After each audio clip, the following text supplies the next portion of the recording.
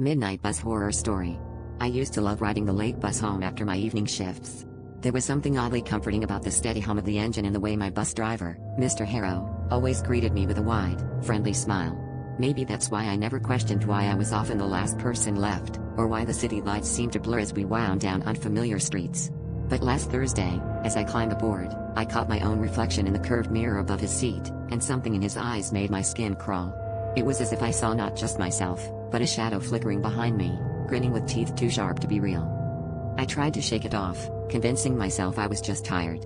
We drove in silence, the world outside growing darker, the route twisting away from anything I recognized. My phone had no signal, so I just stared out the window, watching shapes dart between the trees. Mr. Harrow's eyes kept meeting mine in the rearview, his smile growing wider with every glance. I felt trapped, like a rabbit in a cage, but I still couldn't bring myself to say anything.